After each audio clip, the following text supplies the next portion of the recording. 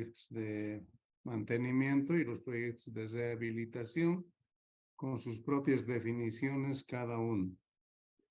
Lo que nos faltaba describir son los proyectos de mantenimiento rutinario. Entonces decía que un mantenimiento rutinario se debe planificar en función de la característica de la zona. Lo que normalmente puede suceder es que en forma anual podamos hacer esa planificación. Entonces, eso significaría, o sea, me refiero a la planificación, que normalmente tendríamos que efectuar las siguientes actividades, ¿no? La remoción de derrumbes, la limpieza de obras de drenaje, la reconstrucción de cunetas, la reconstrucción de zanjas de coronación, la reparación de baches en afirmado o parcheo en pavimento, el perfilado y compactación de la superficie, los riegos de vigorización de la capa de rodadura y la limpieza y reparación de señales, ¿no? Entonces, digamos, actividades casi rutinarias que se tendrían que efectuar en el transcurso de un año. Bien, ahora pasaríamos a ver los proyectos de mantenimiento periódico, donde estos mantenimientos, se efectúan en intervalos a partir de 3 a 5 años, ¿no? Entonces vamos a dar lectura a este párrafo para hacer algún comentario adicional. Dice, ¿no? También se realiza en vías pavimentadas y no pavimentadas. Comprende la realización de actividades de conservación a intervalos variables relativamente prolongados, entre 3 a 5 años, destinados primordialmente a recuperar los deterioros de la capa de rodadura ocasionados por el tránsito y por los fenómenos climáticos. También podrá contemplar la construcción de algunas obras de drenaje menores y de protección faltantes en la vía. Entonces, como verán ustedes, digamos, la envergadura de estos proyectos ya son mucho más costosos que los que normalmente podríamos ejecutar en un mantenimiento rutinario. Entonces, en ese sentido, podríamos ver algunas actividades características de este tipo de mantenimiento. Entonces, tenemos la reconformación y recuperación de la banca. Esto, sobre todo, digamos, es para caminos de tierra, porque ustedes saben que un camino de tierra en realidad va a sufrir un desgaste, digamos, relativamente rápido de la parte estructural que tiene el mismo. Luego, la limpieza mecánica y reconstrucción de cunetas. Entonces, eso es un problema, les digo, porque ustedes saben bien que en obras hidráulicas o en canales, para ser más específico, las pendientes relativamente altas ya provocan bastante erosión. Entonces, no olviden ustedes que nosotros estamos hablando de las carreteras en pendientes de hasta un 8%. Entonces, colocarle un 8% a un canal, pues obviamente es generar bastante erosión en el mismo. Para evitar ese problema, por ejemplo, se tienen varias alternativas hidráulicas, ¿no es cierto? Como por ejemplo las caídas que hacen o que sirven más bien como reductores de velocidad, que ese es el aspecto más crítico, y también como trampa de sedimentos. Entonces, eso podría ayudar bastante a que un tipo de cuneta se construya con esas características. Bueno, de todas maneras hay que hacer el análisis respectivo y ver de qué manera podemos hacer esa reconstrucción de los canales respectivos, ¿no es cierto? Entonces, eso es lo que recomendaría. Ahora, la escarificación del material de afirmado existente. Esto es específico para un camino de tierra. Ustedes saben que los caminos de tierra normalmente llevan una capa de rodadura concerniente en grava. Obviamente esa grava que se usan es normalmente de 1 pulgada. Ya, bueno, ese elemento, pues debido al efecto de tránsito de los vehículos, dependiendo en la posición que se encuentre, entonces puede ser despedido fuera de la carretera. Y eso evidentemente genera la pérdida del espesor de la capa de rodadura. Entonces, eso no podemos permitir porque podemos llegar, digamos, a niveles donde comprometa, por ejemplo, la parte estructural como la base o subbase, dependiendo de cómo haya sido estructurado. Entonces, necesariamente debemos, en todo caso, volver a escarificar, volver a compactar y tener la capa de rodadura encima, ¿no? Entonces, eso se puede hacer cada 5 años, cada 3 años, dependiendo, insisto, de la cantidad de tráfico que tengamos en la carretera. La otra actividad, perdón, sería la extensión y compactación de material para la recuperación de los espesores de afirmado iniciales. Creo que eso va con el anterior caso que he relatado, ¿no es cierto? O sea, hay que recuperar los espesores de la capa estructural de la carretera. De lo contrario, pues vamos a tener problemas de colapsos, o sea, hundimientos, fisuras, etcétera, ¿no? Entonces, eso va a debilitar, digamos, la estructura misma de la carretera. Luego también podemos ver la reposición de pavimento en las partes dañadas. Entonces, ustedes saben que si tenemos, por ejemplo, un bache, ya en poco tiempo es como una especie de una endemia el bache. Ya en poco tiempo vamos a tener otros baches muy próximos al mismo.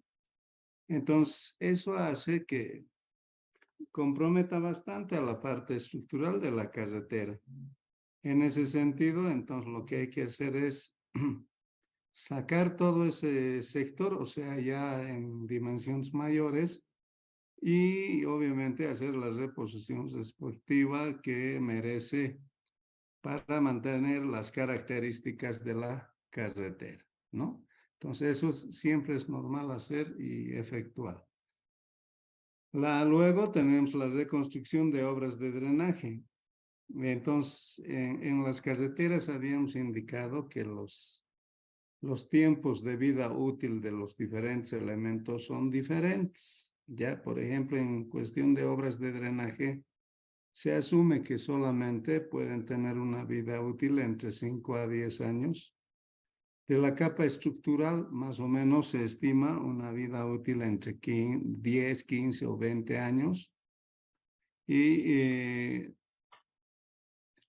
de la parte, digamos, de obras de arte mayor como puentes y túneles, entonces se estima la vida útil arriba de 50 años. Entonces, fíjense ustedes, nosotros esta parte de la reconstrucción de obras de drenaje siempre lo vamos a tener que hacer máximo cada 10 años. Claro, también hay lugares y sectores donde no pasa nada, ¿no? O sea, la estructura se mantiene, no tiene mayores daños, digamos, en todo caso, pero eso es excepcional, digamos, en un 20 a 30% de todos el sistema de drenaje que nosotros podríamos tener en la carretera.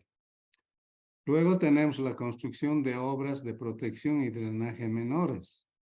Entonces, desde luego que las obras de protección siempre van a ser, digamos, algo que se tienen que efectuar porque ustedes saben que los tiempos cambian, los aspectos climatológicos lo mismo, sobre todo, digamos, lo que se ha alterado con el cambio climático es la intensidad de precipitación. ¿Qué quiere decir eso? Que en menos tiempo llueve más. Y eso hace que en todo caso, las crecidas de los ríos, etcétera, se incrementen y logren erosionar, digamos, en este caso a la infraestructura que tiene la carretera. Entonces, en ese sentido, hay que colocar obras de protección que pueden consistir, por ejemplo, en muros de contención, en gavionados, etcétera. O sea, se puede usar muchos sistemas de protección para evitar que la carretera sea dañada. Entonces, eso es evidente que va a ser muy recurrente en tiempos menores, ¿no? O sea, cada 3 años, 5 años, etcétera, ¿no? Y el drenaje menor que existe, o sea, reconstrucción de cunetas, zanjas, reparación de alcantarillas, etcétera, siempre va a estar latente, repito, porque ese es un problema muy latente en las carreteras. Y finalmente podemos hablar de la señalización horizontal y vertical, ¿no? O sea que es importante, ya les había indicado por qué, debemos tener señalización horizontal y también vertical, ¿no? Sobre todo en el caso de la señalización horizontal, en carreteras de alta velocidad es bastante necesario. Si no, podríamos lamentar muchos accidentes y eso no está bien. En la parte de la señalización vertical, la limpieza es un detalle muy importante porque, bueno, ustedes saben que cualquier material se degrada, ¿no? Especialmente debido al efecto solar, de los rayos solares, quiero decir. Entonces, eso hay que hay que tratar de que no suceda en este caso, en perjuicio de los conductores, ¿no? O sea, de los móviles. Bien, con eso entonces hemos concluido este capítulo 1 finalmente, que duró bastante, pero yo considero siempre que es importante lo que vamos a estudiar hacia adelante. De todas maneras, si alguien quiere hacer alguna consulta, pregunta o hacer algún comentario, tiene la palabra.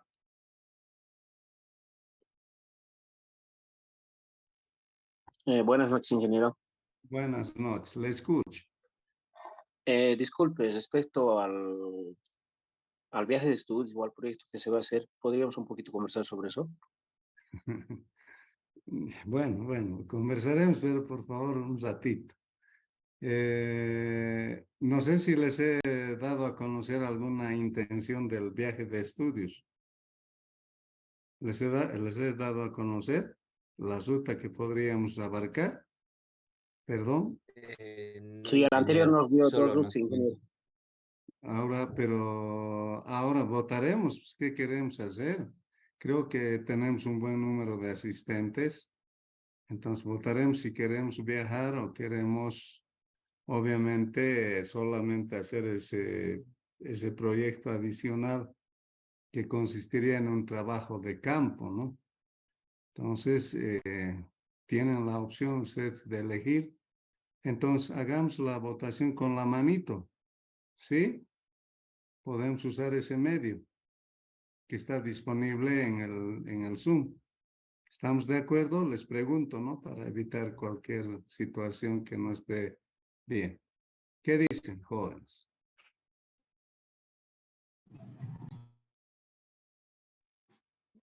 está bien, Inge. Sí, Ingeniero. está bien. Está bien, Sí, ingeniero, procederemos con la votación. De acuerdo, entonces. A ver, voy a hacer dos preguntas. La primera, los que estén de acuerdo, hay 51 personas que están conectadas, 50 en realidad. Yo soy el 51. Entonces, los que estén de acuerdo en hacer el viaje de estudios, ya sírvanse levantar la manito. Vamos.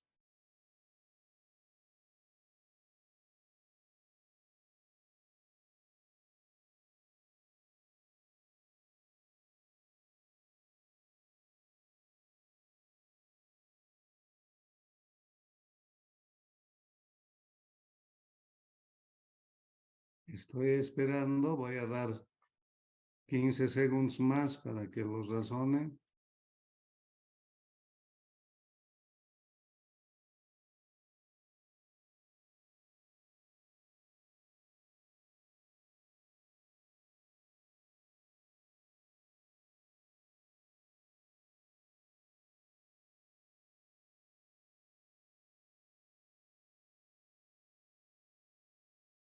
Bien, hasta aquí entonces. Podemos observar, y todos ustedes también están observando, que 26 han votado a favor. Eso representa el 51%, ¿de acuerdo? Entonces, estaríamos aprobando el viaje. De todas maneras, a los que no han votado y estaban en duda, todavía tienen la opción de asegurar si van a viajar o no, ¿no? No, eran 26, por favor. Yo no he levantado por si acaso, ¿ya? No sé, ha aparecido ahora 23, no sé si se han retirado 3. A ver, por democracia, ustedes saben que en este país lo que se hace es por democracia. Y aquí la mayoría se respeta, ¿no? O sea, eso es lo que estoy queriendo decir. Otra vez tenemos 26 participantes que levantaron la mano. Entonces, eso indica que estamos aprobando el viaje. Muy bien. Entonces, la segunda opción del viaje puede ser, creo que ya les he comentado las dos opciones, por favor. En todo caso, yo les había prometido, me he confundido con el otro paralelo, que haría las consultas respectivas. Entonces, yo tendría dos opciones de viaje, que en ambos casos sería la situación del viaje hacia el lado, digamos, sureste, ¿no es cierto? Iríamos viendo, digamos, los sectores donde vamos a poder visitar. ¿De acuerdo? Entonces, lo que quiero es que conformemos una comisión, vayan pensando, todavía estamos a tiempo. Miren, casualmente ayer me encontré con un colega que trabaja él en caminos y me dijo, casi todos los proyectos están parados. Yo estimo que a partir de abril recién van a empezar a trabajar. Entonces, como les dije, ¿no? A fines de abril, más o menos, estaríamos proyectando el viaje. Entonces, yo les había indicado que una vez que concluyamos hasta el capítulo 4, entonces vamos a retomar las clases presenciales, ¿ya? O sea, clases en pizarrón. Eso en la idea de tratar de explicar mejor. Esta parte es una parte mecánica de comentario, por eso que lo estoy haciendo por este medio. Entonces, yo estimo que hoy día, avanzando el capítulo 2, la siguiente semana ya podríamos casi concluir hasta el capítulo 4. Entonces, la subsiguiente estaríamos ya retornando a las clases presenciales y en esa clase elegiríamos la comisión que va a, obviamente, colaborar para hacer los trámites respectivos. No sé si hay algo más que me quieren decir al respecto. Tienen la palabra.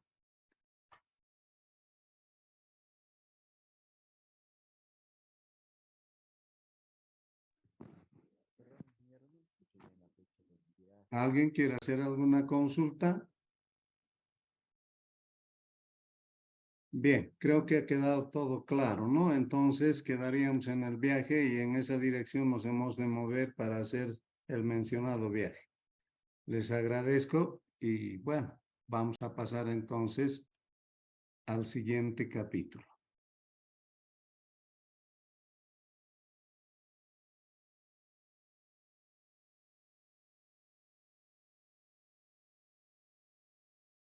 Muy bien.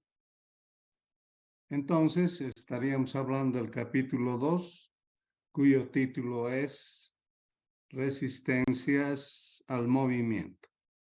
A ver, vamos a hacer una introducción, no una introducción, sino una justificación del por qué vamos a estudiar este capítulo.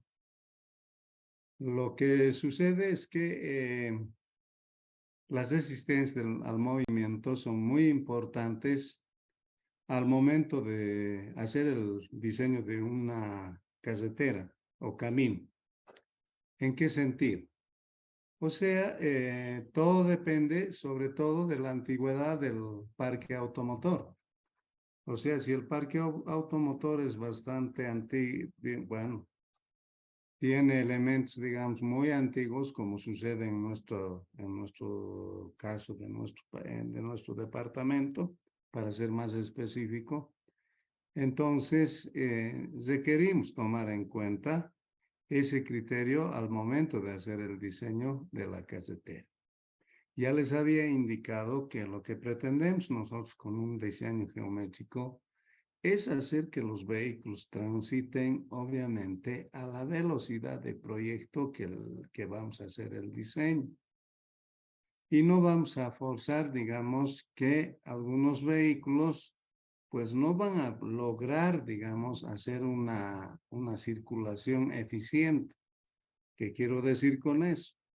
Quiero decir que su caída de velocidad va a ser bastante alto. O sea, si digamos nosotros hacemos el diseño de una carretera para 60 kilómetros hora, entonces lo que no queremos ver es que haya vehículos que estén circulando a 20 kilómetros hora por cuestiones del trazo geométrico de la carretera.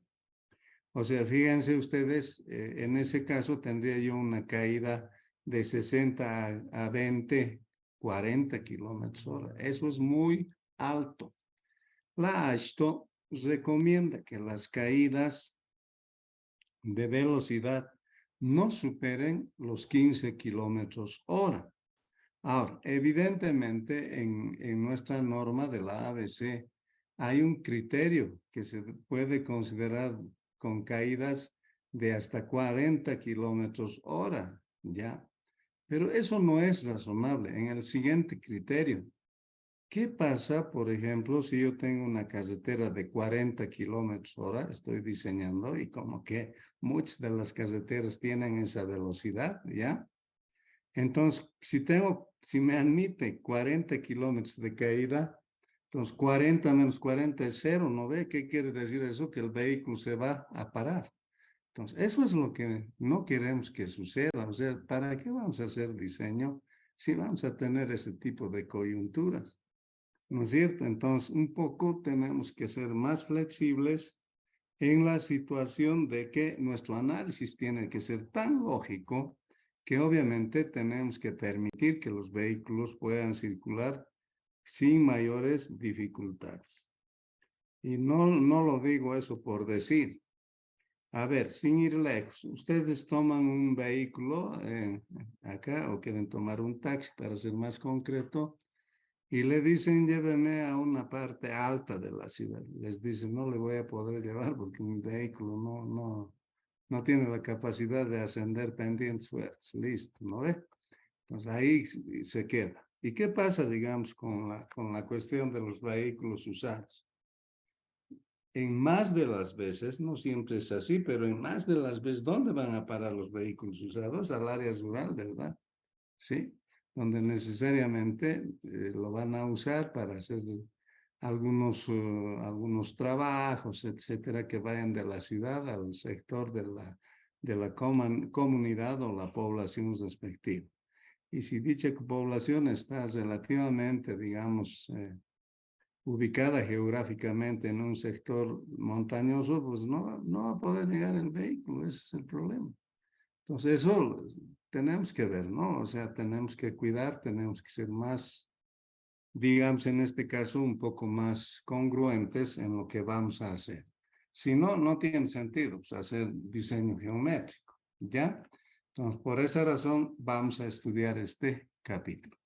Empecemos entonces con esta formulita que está escrito en recuadro, ¿no? Es una fórmula en realidad, es una desigualdad, donde están involucradas algunas variables. Por ejemplo, R quiere decir resistencias, T quiere decir potencia del motor o tracción del motor, P es el peso del vehículo y F sub X es el coeficiente de rozamiento longitudinal. Pero estas desigualdades que dicen que las resistencias tienen que ser igual o menor a la tracción del motor y la tracción del motor tiene que ser igual o menor al producto del peso por el coeficiente de rozamiento longitudinal. Cuando se cumpla esta desigualdad, entonces obviamente va a existir movimiento. Si alguna de estas desigualdades se invierte, a ver, para hacer el ejemplo, ¿no? Asumiendo que entre la resistencia y la tracción del motor esta desigualdad se invierte, ahí leeríamos que las resistencias son iguales o mayores a la tracción. Entonces, ¿qué quiere decir eso? Que el vehículo no va a tener ya movimiento, ¿no? Y a manera de ejemplo, como les decía, puede ser que cuando un vehículo, por ejemplo, se enfanga, ¿qué pasa? No tiene movimiento. Es cierto que los neumáticos pueden estar girando, pero no hay movimiento, ¿verdad? Entonces, eso quiere decir que las resistencias son mayores a la tracción del motor. Entonces, esa es la idea del por qué tenemos que estudiar, digamos, esta relación para generar movimiento. Muy bien, con ese pequeño preámbulo vamos a entrar a lo que se llaman las generalidades. Entonces dice, ¿no? Un vehículo cualquiera, sea su sistema de propulsión, encuentra en su movimiento resistencias opuestas al mismo. Se ha visto que si se va a aplicar un par motor sobre una rueda motriz que soporta una carga P, para que se produzca el movimiento debe cumplirse la siguiente ecuación, que ya lo hemos explicado, ¿no? Donde R, a manera de retroalimentación, les digo, representa todas las resistencias al movimiento. T es el esfuerzo de tracción del motor. F sub X es el coeficiente de rozamiento longitudinal y P resulta ser el peso bruto del vehículo. ¿De acuerdo? Entonces, eso es lo que podemos decir en forma general de lo que pasa con el movimiento. Ahora, vamos a ver un criterio de los estudiosos ya que prefieren estudiar en estas unidades o en este nombre de resistencia específica. ¿Por qué? Porque los vehículos no son del mismo tamaño, eso lo sabemos todos, ¿verdad? Entonces, dependiendo del tamaño, generan diferentes esfuerzos. Por esa razón que la unidad sobre la cual estudian es el kilogramo por tonelada. Entonces, eso nos está diciendo que debemos considerar los tamaños de los vehículos. De todas maneras, podemos leer y decir, se denomina resistencia específica R a aquella que exprese la resistencia opuesta por tonelada de carga bruta del vehículo. La unidad utilizada es el kilogramo por tonelada. Muy bien. Vamos a pasar, al siguiente criterio. Muy bien, dice, ¿no? Se pueden distinguir en general los siguientes tipos de resistencia. Entonces aquí enumeramos 6 tipos de resistencia. El primero dice resistencia debido a los rozamientos mecánicos en el sistema de transmisión del vehículo, R sub T. 2, resistencia al rodamiento en el sistema neumático, o sea, a la relación neumático